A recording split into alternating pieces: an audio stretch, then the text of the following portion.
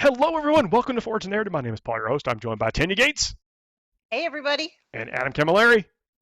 G'day. How are y'all doing? It's going to be a bit of a short show this time, so I apologize in advance. But this is Halloween. We're doing this recording on October 31st, which got an action-packed evening. Did some trick or treating. It's actually my wedding anniversary, so Oh, happy anniversary. Happy thank you very anniversary, much. mate. Spent some time with the wife. Went out to dinner. Watched some shows, doing our normal stuff, but nice to celebrate that together time, and had some great trick or treating in the neighborhood, which is nice. The weather was very perfect. We've kind of really lucked out today, but letting you know what's going on to kind of explain the brevity of the show this week. But still got some cool topics to talk about. I'm going to talk a little bit about the World Championships that are coming up here. Tanya's getting a nice doubles event with a cool Yep. concept I want to talk about. And then kit bashing a bit for the Marines. I actually put some stuff into practice that we've been talking about in previous shows and kind of wanted to describe how that was going. But how are y'all doing? Me, I'm really good. Yeah, I've been getting so in Canada, you kind of if you prime with a rattle can, you kind of have to like get your ducks in a row before it gets too cold.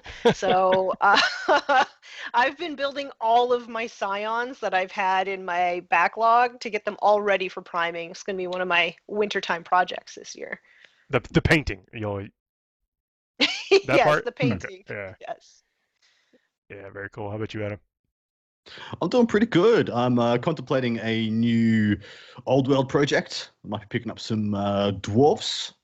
And I have some dwarves. I've got two Battle Skull Pass dwarf sets, but some of those models do not spark joy. Let's say that. And so there's a lot of new ones that in fact do spark joy.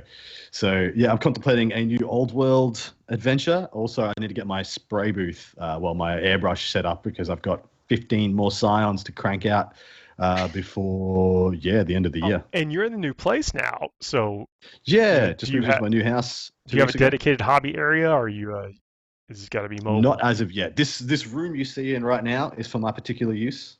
I have the sitting area, the maison, the fromagerie in the back, and my dressage over here. But yeah, it's a big empty room right now. This desk you see next to me in this region is going to be the painting desk. This is for work, and then to the left is going to be for podcasting. It's going to have podcasting, work, and painting down the end there. But I still need somewhere to set up my spray booth because I'm not going to do it inside. I got it. Well, it's a thing, and good luck. I've kind of gone more with the brush and not the airbrush recently, but maybe try to get back into it. I've let my workhorse of an airbrush just kind of sit, and I think it's either dechromed itself. I tried to break it out to do something, and it just didn't go well. I'm like, you know what? I've had this thing for 15, 18 years or something like that, so Mm. probably time to get something a little more modern. But I will say my hardware store air compressor worked like a champ for, you know, over a decade. So it doesn't always have to be the fanciest stuff.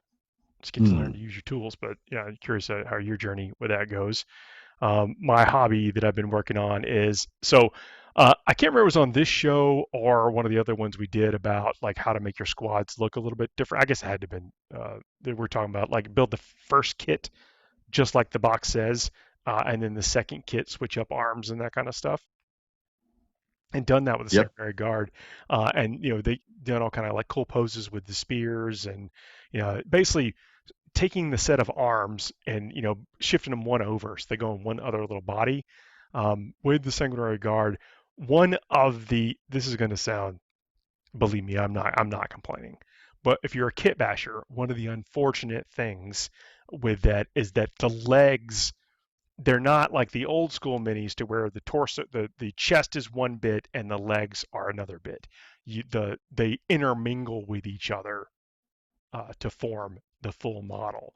So you're somewhat limited in at least without some strong surgery about your torso and leg configuration. But your arms Mm. and your heads and some other things, full range of all that you might expect from classic builds.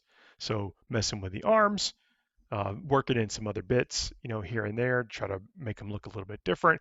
I noticed that I had not used one of the heads from the previous sprue, so that was obviously a candidate to use on the next 3. So I knew that at least one of those heads would be completely different, just to mess with the look. But I got some cool poses. Like one's got, it's like he's clearly like spinning the spear behind him, like he's about to either throw it or use some momentum and jab on it. But painting 3 more Sanguinary Guard, all with the spears. I think that's a really good run. And also put together Blade Guard. And what I discovered a little bit too late was that the swords from the Sanguinary Guard work really well on swords. Well, they'd be great Marine swords no matter what. Would have been swords on the Blade Guard.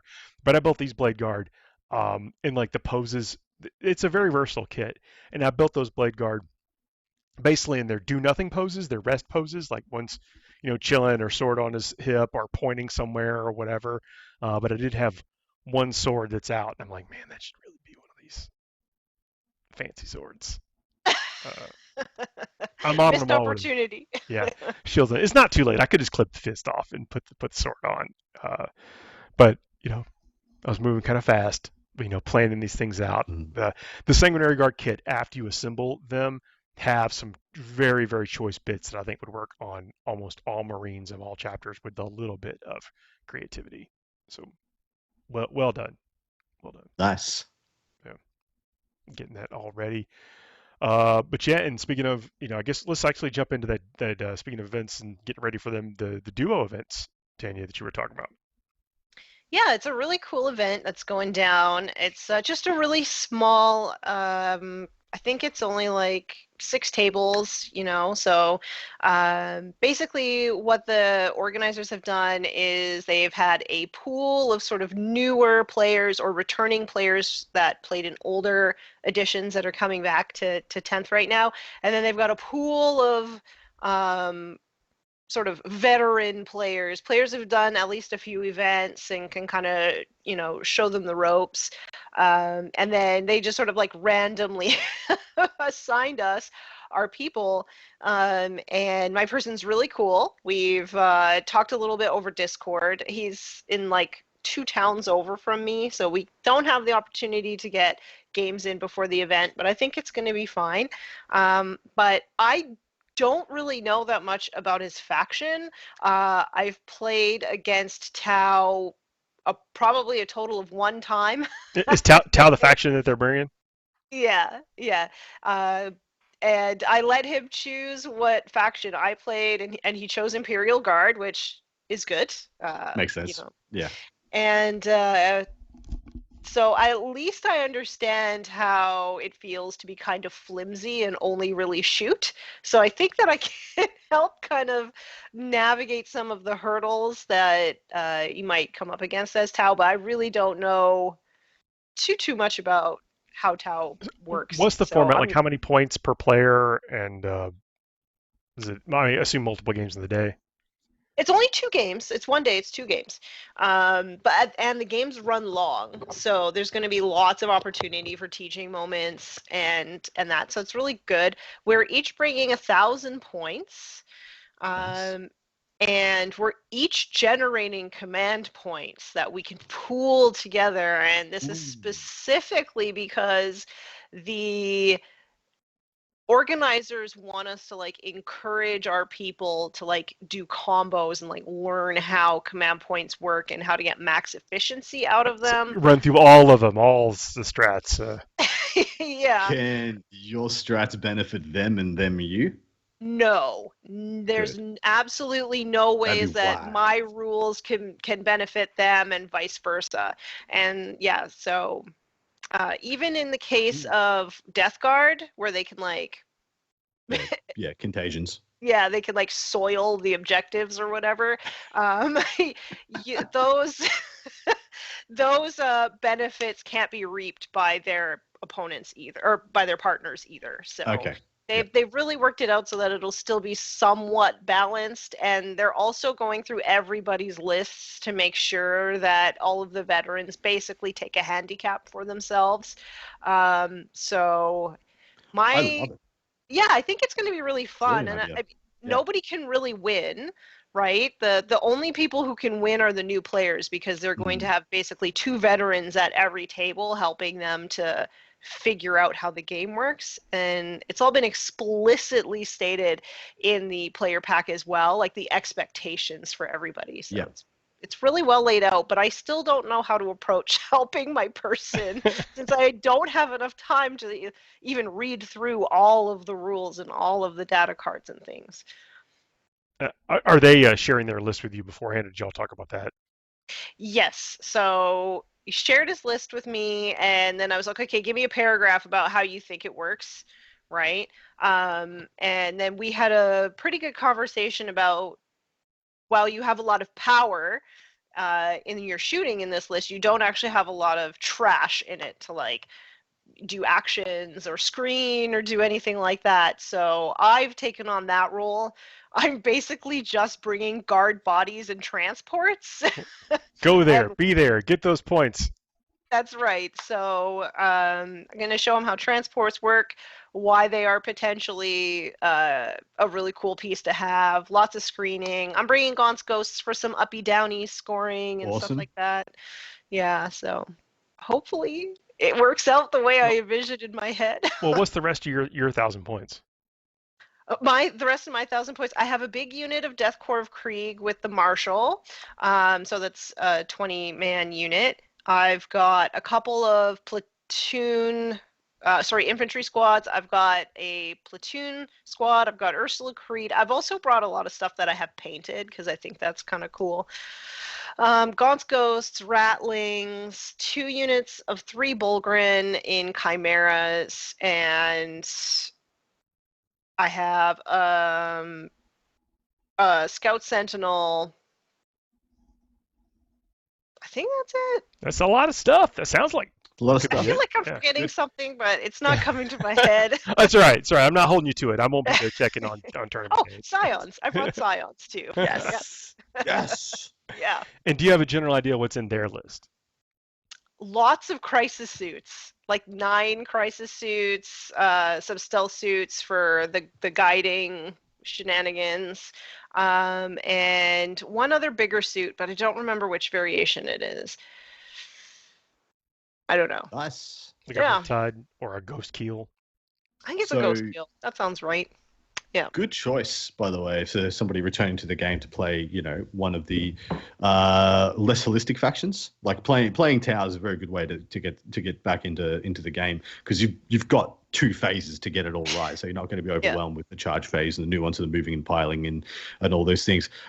So like my tips would be to tell your partner to focus on shooting and not being shot back. Is the main keys in the game at the moment. Trying to find the angles where, especially arriving from reserve, where you can get that perfect placement, the full control of the delineation of your models, where you get a perfect placement. So and it's stuff like all 5 of my guys can see that 1 Hellblaster. So therefore, I can kill that whole unit of Hellblasters, but when they die and shoot back, or if they Overwatch, only 1 guy's going to shoot me. That's the kind of stuff you want to get proficient at, getting those angles perfect and those lines of fire right, and also movement phase. Like one thing people talk about even people knock Tau for this, and this is one of the things I'll refute, having played Tau at like the highest level. People say, "Oh, Tau's brain dead. Tau, blah blah blah. They've only played a shooting phase." Disagree. Tau play the movement phase. That's the phase that they actually play. They play the movement phase. And unlike armies that charge and fight, they don't have another set of movements to activate to get themselves out of problems, get themselves out of trouble. Your movement phase has no fat on it. You got to play it correctly, because if you're not shooting, your army's not doing anything, and you don't have any way to reposition, redeploy, remove your units, or reapply pressure in other phases because you ain't got none. So you got to play that movement phase tight as possible. All right. I feel like I have my movement phase is pretty good. I don't really have a lot of uppy downy shenanigans to sort of manage, or like 3-inch deep strikes and things like that. So, we'll do our best, and hopefully the people that we meet on the other side of the table Yeah. who most of them have even more experience than I do. Hopefully they'll be just as helpful, because that is the expectation. Well, Mm. Adam, I've heard you say before, like don't just waste your crisis suits. Like when you bring them down, Yes. make sure that they're not immediately going to get traded for. So that's something to Correct. take. So those angles you were talking about, the reason you want to do that, and I heard you say this is um, to not put them down in a way that they're going to be compromised immediately. Like get 2 turns of Mm. shooting out of them, and Correct. always try to Yeah. limit what can the return fire can be on them, because you don't want to just put them down and basically get them picked immediately back up after they've taken out 1 unit. Try to get at least 2 units with them. Yeah, exactly right. And even with the things like the burst sides and the flamer side, so the flamer suits and the burst suits that are quite cheap points wise compared to the others. You never want to just drop them down in 1-for-1 with your opponent. You either if you are going to 1-for-1 with your opponent, that's because you're pulling something of value from theirs into a position where it's going to get exposed in the extreme to yourself, and it's going to be much easier for you to pick it up in later turns, or because it's going to pull them out of scoring positions in order to account for you. But you never want to just here's 3 crisis suits bombed, killed 5 scouts, and then I'm dead. That's the worst possible return. You always want to be generating value from the death of your models. One thing that if I can offer some advice as far as like becoming aware of what your partner's list can do, is like I think it's really fair to say that you can kind of get lost into what the a unit's abilities are, especially if you're not going back and referencing it, right? But being familiar with like the general theme of their stratagems, like find out which attachment they're using and what their 6 stratagems are, because sometimes in the back of your mind you might know that you have to eliminate a certain kind of target, and you might think, don't you have like a +1 AP or something or whatever, and they go, oh, let me check, or yeah, I do. And Mm. then that gets them kind of keyed in on maybe what to look for when they're looking, they're trying to figure out like, crap, how's Overwatch work in this game again? You're like, use that Yeah. stratagem, spin this pink command point, that does vaguely what that thing is, and then maybe that helps them have a experience. Well, interestingly, because you've said that the command points generated by you, Tanya, can be used by so because it sounds like your army is not set up to use a lot of stratagems, grenades, tank shock, maybe, but you're not doing super powerful stuff like the 2 CP, extra AP and things like that. So you can really like just let your opponent, let your partner have the full playbook open at all times, so they can get right into the game and get the most out of it. So I think that's a lovely decision by yourself, because you could have easily just been like tank commanders and rogal doors and 2 command points a turn. Yes. bang bang bang bang bang, hit the button. Yeah. Yeah, I'm really looking at it like it's not a game for me, right? And I think a Mm. lot of the vets probably should take a step back and think about it like that. It's not actually a game for us. It's not how we can use all of those command points. It's teaching them to use it. Uh, I'm really excited. My person seems really cool as well. So I think like no matter what happens, we're gonna have a great time. But I also want to be adding value to him throughout the event as well. So I'm definitely going to look through his stratagems and familiarize myself with them. But yeah, that's a great tip. So thank you.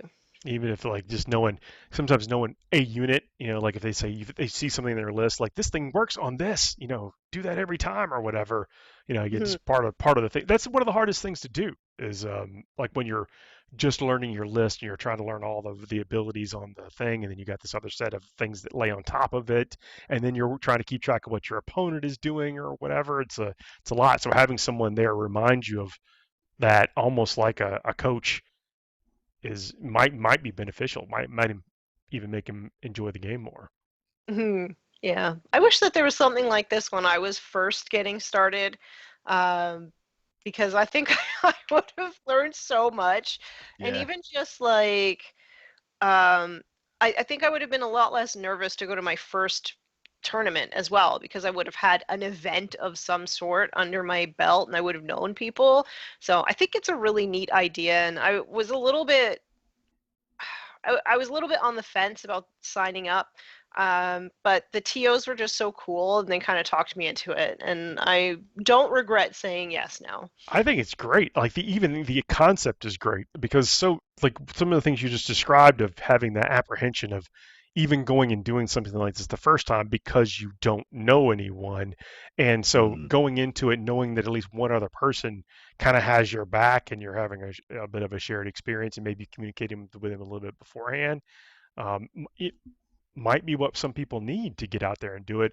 And as you know, we really believe that getting out there and playing, and if you can go and do it on a grand scale, is very rewarding. But yeah, so there's a lot of reasons for people not to want to do that as well. Yeah.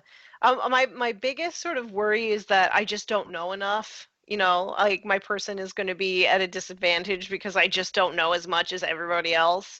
But I'm really sort of putting my faith in the community to like do the right thing and like not pull any gotchas or anything like that. Like that's not the point of this event. So yeah, It I'm sounds like putting the spirit of the event is really cool. it does. It does. I think that the TOs really nailed the player pack as well. It's like very clear what the expectations are, and I mean for first time organizers, that's a huge accomplishment. I think. Mm. Yep. Well, let us know how that goes because the concept sounds neat. I like the idea of the buddy Does. system, or pairing people ideally with maybe veteran skill, like you said, versus just kind of the greener side of things and having it meld, and then also that collaborative aspect of it that may be working on both sides of the table. So Yeah. that kind of spirit. And people should leave a comment letting us know what our team name should be with Tau and Guard because I normally am really good at like creating really fun names for things. So I am at a loss for this one. So if anybody has any cool ideas for team names, let me know. That sounds fun. Please do comment. That's one of the ways to trick the aggregators into having other people come and hang out with us while we do this after the fact. Sorry about the video. I don't know, it only recorded audio. We were on a good run. We'll eventually Mm. have all this technology worked out. Sometimes it just does what it does, though. That's unfortunately.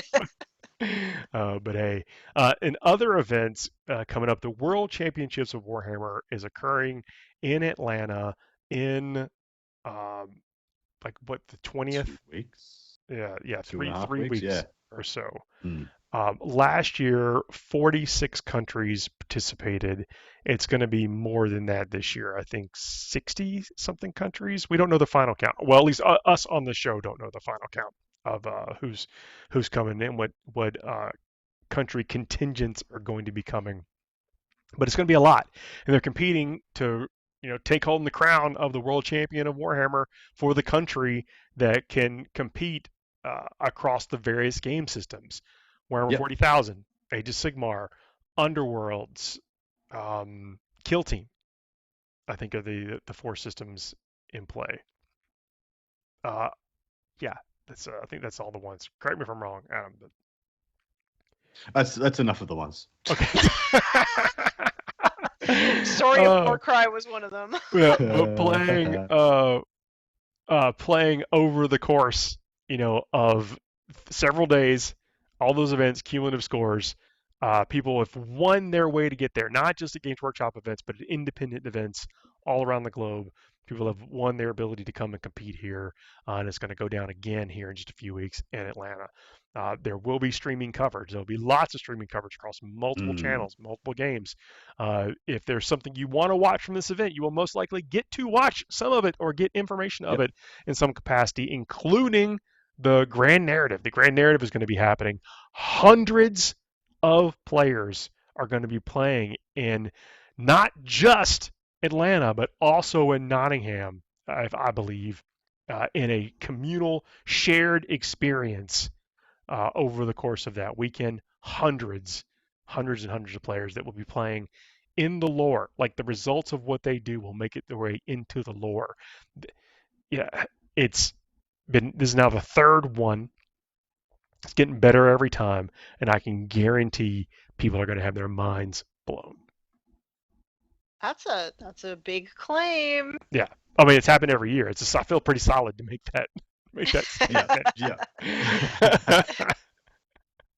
But we're going to be trying to bring some coverage of that as well. As a Catachin we all know and love, Axel Hawk may be there, see in attendance. uh, Oh. but this year is going to be. I think they're building the events team is just building strength on strength on strength for Mm, both the competitive side and I shouldn't say the totally tournament agree. match play side and the narrative side. And this the spirit and the energy of what's happening in those halls and from with the store there, all the things, all the staff, everybody, all the players is electric, and just cannot wait to be there hanging out in my hometown. It's also nice.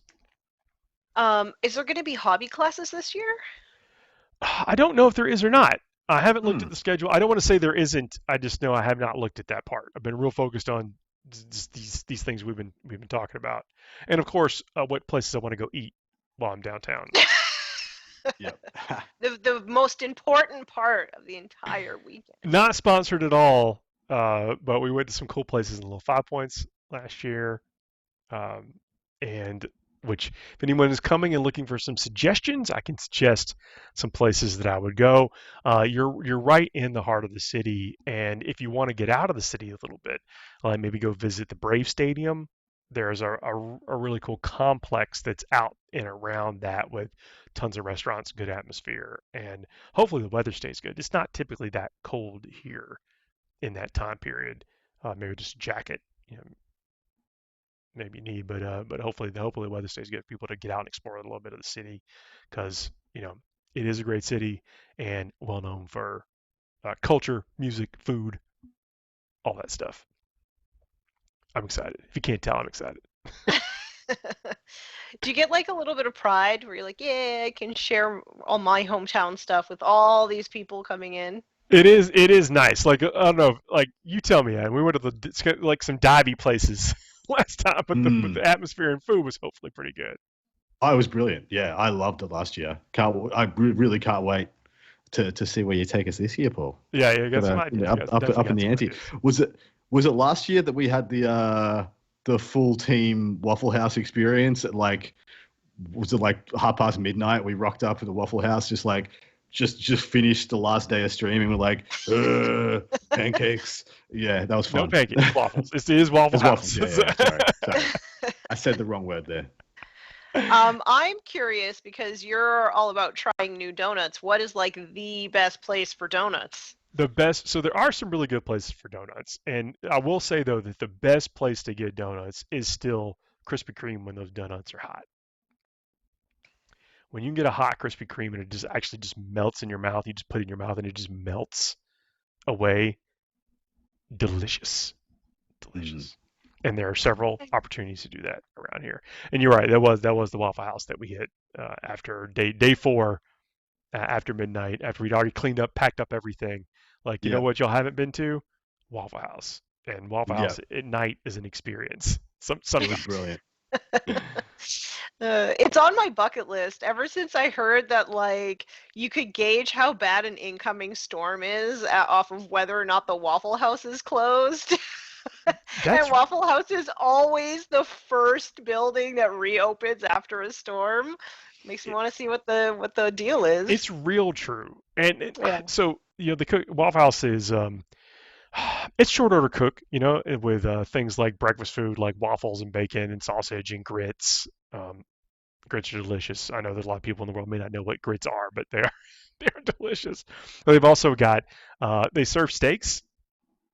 It's actually, I think, one of the Steaks. yeah, I don't get steaks there. I do get No, cheesesteak do sandwiches, not. and hamburgers and grilled chicken, and they've got good pies. Hey, the burgers weren't as bad as I thought. Yeah. Well, Yeah. I think your experience there is sometimes kind of linked to your grill master and wait staff and everything, but they serve so many people to get so much experience, so you're pretty guaranteed to get um, good food each time you go there. So, yeah, not sponsored, but it is I certainly. mean, I'd I I'd spent a lot rather of time I'd rather there go as there. a kid. I'd So, rather go there than McDonald's. So yeah. I generally don't. I try not to eat fast food. And Waffle House is you're just sitting still long enough for me to tick that box. It's not fast food. Uh, So yeah. so the hotels down there, the Hyatt is where it is, but the Hyatt is connected through a walkway to the Marriott. And in the Marriott, there's some nice restaurants in there, some cool chill places. That's actually, I know I mentioned this before, but that's where a lot of sci-fi things are filmed. Like Loki, the TV show, the TVA is the Marriott's elevator bank. That's where that. And so it's in tons and tons of movies and TV shows. Mm. It just looks cool in sci-fi. From there, you take another skywalk to the Hilton, and in the bottom of the Hilton is Trader Vic's, which is a well-known tiki place and kind of fancy-ish food stuff. Delicious. So lots of places you can walk to that are all in that area. If you want to go something a little bit more on the um, like cigar and bourbon side, there is a speakeasy that you have to go through. You have to know the telephone number to get into the Ah, place. yes. You can't just walk We in the didn't get door. we didn't get there last year. That's We true. ran out of gas, but we should We go. did. Yeah. Because it's within walking distance, it's all right there. Like there's a lot in that area that's just within walking distance. You're giving me FOMO here. Yeah, Jeez. yeah. In the top of the Hyatt, there's a restaurant that like moves circles around. You can sit and go see the whole. Well, it used to. I don't know if Mm. it still does. But That might be a hard pass for me. Your girl's really afraid of heights. Okay. there's a ton within walking distance. A lot of good stuff, and then you're going to be there with hundreds of other Warhammer players. And so if this is on your list to do, check out the coverage, check out the War community articles. I know they're probably going to go up talking about the stuff. And then, if you do want to get in for next year, put it on your calendar. Hopefully it's in the same place in the same around the same time period. Because I can't see them not wanting to do this again. It is just an absolutely wonderful event. That grand narrative is just getting better and better and better each time. Or try to win an opportunity to come and compete for your country in the World Championships of Warhammer. I'm pumped. I'm getting ready. I'm getting more and more pumped every day. Just ticking off the days on the calendar, hey? Just trying to do it. And also, I can't wait to see what the list and things that people bring, because this field is going to be a field of all winners. Like you have people that are coming to this thing that aren't used to losing games, but they're going to lose some games. Hmm. Yeah. Where could people possibly find more breakdown of what sort of lists they might find? Oh, really? Is that? Ooh. A little plug here. There's this other program that two members of this show may or may not be associated with, called the Warhammer Meta Chasers, which goes live at 9 p.m. Eastern Standard Time on Thursdays. You may have known it as a different show associated with the Thursdays and some kind of show on a Thursday, but it's now called the Warhammer Meta Chasers, and you can find myself and the beautiful Paul Murphy joined by Dustin Henshaw, and we break down the biggest and brightest events of the upcoming weekend. We also do lookbacks over on our Patreon page, where you get an exclusive 30-ish minute look back reviewing what did win, what did well, what the top 10 was, and breaking down a spicy list therein. And how good our predictions were, because we try to predict who's going to win. Well, one of us needs to stop Dustin this month. We have, He's on a tear. We'll see what we can do. Yes, he is doubling us out on the points scale. That was a rough week for us last week. Yeah, well, like for you and I specifically, like we had a rough week. We got no points. Dustin got 5 points. Yeah. Which is uncommon. That doesn't really happen, but it's still like it's the bragging rights that we're fighting for over there. But that's some of the discussion that we have on the Patreon show that we do after the fact. But coming and like breaking down the list and what people are playing all over the world, hopefully we'll get the info from this event so we can tell you what some of the top players as ranked by the ITC are bringing. But I think it's going to be like, because these players don't just necessarily bring what they have on the shelf. They brew, and they brew for the environment. And so I'm curious if that's going to impact, because sometimes a good list is good, but we're in an environment right now where you do have some flexibility in what that good is, because things, I'm going to use the B word, kind of balanced right now. Yep. So absolutely is, mate. Little nudges with your list may make a big impact into huge. What your win percentage over the weekend might be, if your country takes home the gold or not. We shall see. Who took it last year? It was the United States, right? No. No? Okay, I think United States overall, but Warhammer 40k went to the UK. Wow. And Australia won the kill team. Well, came first. In the Australian player came first in the kill team.